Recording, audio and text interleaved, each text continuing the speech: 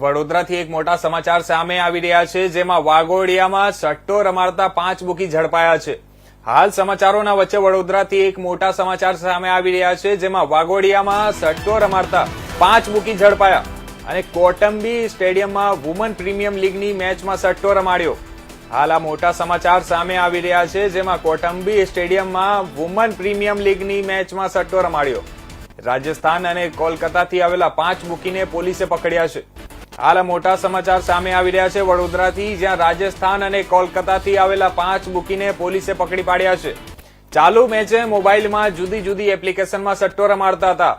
આ હાલ મોટા સમાચાર છે, જેમાં બુકી પાસેથી 15 મોબાઈલ રોકડ સહિત 2.80 લાખનો મુદ્દામાલ કબજે કર્યો છે.